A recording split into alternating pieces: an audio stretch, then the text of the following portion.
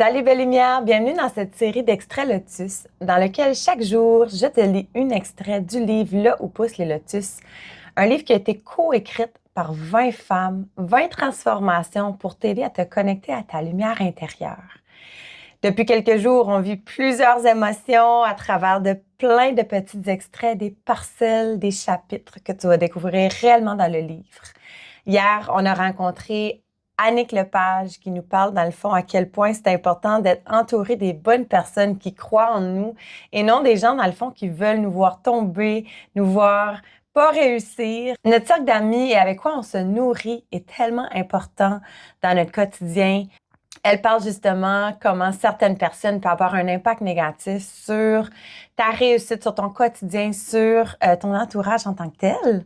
Ensuite, on a découvert Marie-Christine Lévesque, qui est moi. J'avais pas nommé jusqu'à présent que j'étais une auteure dans le livre. Évidemment, peut-être que tu l'avais deviné du jour 1. Si oui, bravo. Je voulais vraiment vivre cette expérience-là comme lectrice et non auteure pour vraiment amplifier mes capacités en lecture, en storytelling. Je voulais vraiment vivre les émotions comme si je les vivais pour la première fois. C'est vraiment, dans le fond, la bibliothèque humaine du lancement qui m'a vraiment apporté à vouloir faire ça avec toi ici. Fait que ça a été vraiment le fun jusqu'à présent. Et dans mon chapitre, dans le fond, je suis tombée sur un moment dans ma vie où ça m'a vraiment plongée dans la noirceur. Puis je pense que c'est quelque chose qui est important de nommer parce que c'est pas toujours dans la lumière en tant que telle qu'on va être dans la vie. On va être souvent dans la dualité entre l'ombre et la lumière. Puis il faut trouver en quelque sorte l'équilibre dans notre quotidien pour avoir vraiment une vie saine, sereine et remplie de bonheur. Parce que quand que tu es dans ta noirceur, tu peux que remonter par la suite. Puis tu peux que voir dans le fond la beauté qui t'entoure pour la transformer en autre chose. Mais quand on est là, à ce moment-là présentement, on voit pas nécessairement qu'est-ce qui nous entoure et on peut facilement se replonger encore plus profond si c'est là qu'on s'isole et qu'on ne demande pas de l'aide, que ce soit des amis, de la famille. Fait que ça revient un peu au chapitre à Annick où ce que les gens autour de toi sont très importants pour vraiment ton développement personnel puis ta réussite en tant que telle aussi. Aujourd'hui, je t'ai fait découvrir 2 nouvelles autrices, dont Mylène Massé. Donc, son chapitre s'appelle « Je me choisis ou pas ».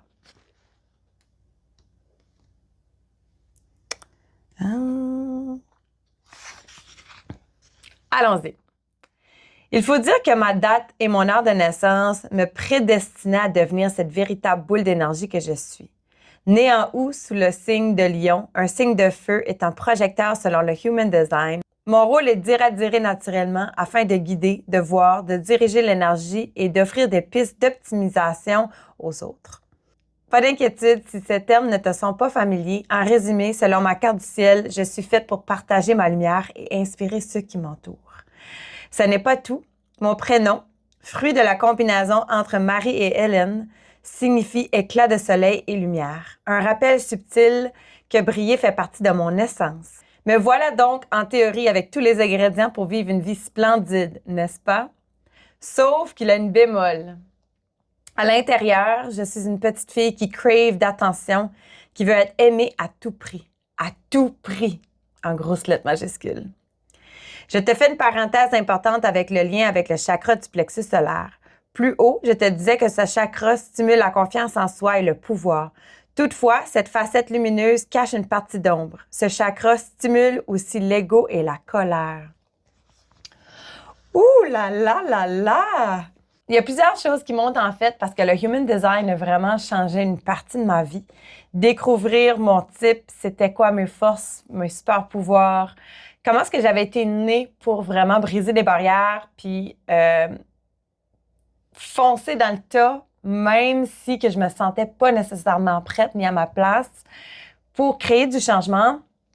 Vraiment basculer dans le fond le fait que j'étais loin de cette réalité-là quand que j'ai tout découvert ça. Qu'en fait par la suite, c'est que je me suis certifiée en Human Design pour vraiment faire le plus de lectures possible parce que tout ça, ce phénomène-là de la date et l'heure et l'endroit que tu es né, pouvait te donner accès vraiment à une carte vraiment unique à toi, à soi, a vraiment transformé une partie de mon intérieur. Qu'est-ce qui arrive, par exemple, c'est que lorsqu'on découvre plein d'aspects de nous puis qu'on est vraiment non aligné avec notre design, on peut avoir un genre de disconnect avec, OK, mais ça, c'est qu'est-ce qu'ils disent que je suis, mais je me sens pas comme ça. Puis ça peut être vraiment difficile, dans le fond, de voir sa valeur. Fait que quand que je faisais mes lectures, je parlais toujours de comment ça ressemble quand on est aligné puis quoi ça ressemble quand on est désaligné. Puis la vérité, c'est qu'en général, on est presque toujours, en quelque sorte, désaligné avec notre design parce qu'on attend la validation, on attend l'approbation, on attend qu'on nous donne le droit. On ne sait pas comment incarner cette lumière intérieure-là en nous qui est faite que pour briller. Puis je pense que Mylène vraiment met le doigt dessus. Tu sais, le plexus solaire, c'est vraiment, oui, la confiance en soi, mais dans l'ombre, c'est aussi l'ego et la colère, de la frustration de ne pas être ou comprendre qui ce qu'on est. Fait qu'elle touche vraiment plusieurs aspects super intéressants dans son chapitre que j'ai extrêmement hâte de découvrir. Il me semble que je dis ça à chaque auteur. Mais bon, je me répète, je le sais, je m'en excuse, mais c'est que chaque femme, peu importe qu'elle soit dans ce livre ou non, fait que toi, moi, les gens que tu côtoies, les gens autour, on a tout un quelque chose, dans le fond, qui va ouvrir la porte à une réflexion et va inspirer quelqu'un d'autre. Fait que c'est vraiment beau de voir à quel point qu'on a tous les mêmes questionnements. Je dis beau, mais c'est pas beau de se questionner, c'est pas ça que je dis. Mais le fait qu'on a toutes les mêmes réflexions par rapport à est-ce que je suis assez? Est-ce que je peux me sentir en sécurité? Est-ce que c'est ça ma place? Tu sais, que c'est normal et que cette quête identitaire-là fait partie de chacun de notre parcours. Fait que c'est ça que je trouve beau qu'on incarne dans ce livre-là parce que ça nous permet vraiment de se connecter les unes les autres à, sais-tu quoi? Qu'est-ce que je sens en l'intérieur de moi en ce moment est correct, c'est normal, tout est beau, c'est une part, c'est une transition, puis c'est tout temporaire. Ça va me rouvrir la porte à qu'est-ce qui s'en vient pour la suite.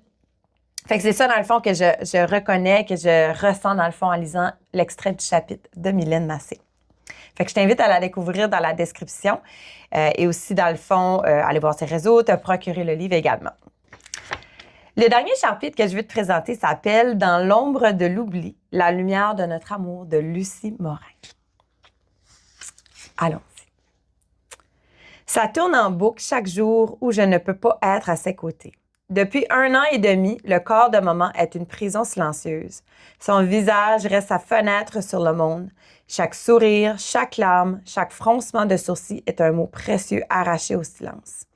Ce week-end, j'ai pris la décision consciente de tout mettre sur pause. Je suis persuadée que 2 jours loin de tout me fera du bien. Cet après-midi, je n'y arrive plus. Mon corps cède. Incontrôlable, les larmes inondent mes joues, tel ce ruisseau que j'observe depuis ce matin. Mes cellules s'exaltent, bercées par cette musique douce et apaisante. Je pleure. Je suis seule face à moi-même. Le monde autour de moi se dissout. Le temps suspend son survol et l'univers entier se réduit à ce puissant et unique instant de libération. Je m'abandonne donc à l'instant présent.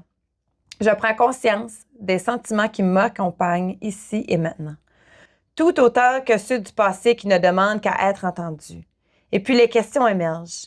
Elles sont le sentier que j'emprunte pour grandir et me confrontent à ce qui cherche une réponse en moi pour avancer. Pourquoi je ne me permets pas? Qu'est-ce qui pourrait être différent? Qu'est-ce que je pourrais faire de plus? Et plusieurs ailleurs. Maman peut décider de partir alors que je suis à la maison. Je ne peux rien y changer. Évidemment, je me rendrai sur place, mais que je sois ici ou n'importe où d'autre, ça n'y changerait rien. Son voyage lui appartient et la fin est la même pour tous. Ouf. Excuse-moi. La dernière phrase est venue résonner beaucoup en moi. Voir quelqu'un se dissoudre à petit feu. Il y a quelque chose qui nous plonge dans un peu cette sombreur que j'ai parlé dans le fond, juste avant dans le chapitre à Mylène. Mais dans le fond, ces questionnements-là profonds de est-ce que j'en ai fait assez? Est-ce que j'aurais pu en faire plus? Est-ce que j'aurais pu être plus présente? Est-ce que j'aurais pu être plus là? Est-ce que j'aurais pu avoir une meilleure écoute? Cette dualité entre je dois être là tout le temps et je dois me laisser du temps. Elle est réelle, elle est vraie, elle est sincère. Puis je résonne vraiment avec Lucie, cette femme de cœur, dans le fond, qui voulait que bien faire, tu sais. Mais à un moment donné, laisser aller, lâcher prise, qu'on contrôle rien, c'est vraiment un cadeau puissant et nécessaire à se faire pour vraiment avancer par la suite, parce que sinon, on reste dans cette dualité intérieure qui peut littéralement nous détruire intérieurement, tout simplement. Fait que j'ai hâte, dans le fond, de découvrir le restant de ton chapitre, de voir comment est-ce que tout ça s'est transformé, de voir la femme magnifique que tu es aujourd'hui. Tu sais, chaque femme nous a connectés à quelque chose de complètement différent, mais les mêmes émotions, les mêmes questionnements intérieurs reviennent dans les différents moments de leur vie. Il y en a que c'est jeune, il y en a que c'est plus vieux, il y en a que c'est plus tard. On fait des prises de conscience parfois dès notre enfance, d'autres, c'est vraiment beaucoup plus tard dans leur vie. La vie, c'est pas linéaire, puis il n'y a pas un chemin parfait. Le seul chemin qui existe, c'est le tien. C'est celui que tu choisis d'entreprendre, c'est celui que tu choisis de marcher chaque jour. Puis il n'y a personne qui va comprendre ta réalité que toi. Par contre, on peut tous se connecter ensemble pour apporter et apaiser peu importe la douleur et la souffrance qu'on a dans notre cœur intérieurement ensemble. Parce qu'ensemble, on produit beaucoup plus de lumière, on est encore plus lumineux que seul en soi. Demain, je te fais découvrir vraiment la femme derrière le projet, qui est Nathalie Beaulac, ainsi que les 2 femmes de cœur qui l'ont aidé, qui nous ont aidés dans le fond dans le processus d'écriture, pour faire en sorte que ce projet-là devienne vivant. Parce qu'une idée reste une idée quand elle est dans notre tête, mais quand que tu en parles et que tu décides de l'exploiter, de le développer, ça devient tout un monde complètement vraiment incroyable, mais ça vient avec beaucoup de temps, beaucoup d'étapes. Et je crois sincèrement que l'épisode de demain va vraiment t'intéresser. Fait que, oublie pas de m'écrire dans les commentaires qu'est-ce qui a résonné en toi. Oublie pas de visiter le lien pour visiter les auteurs, te procurer le livre et on se voit demain.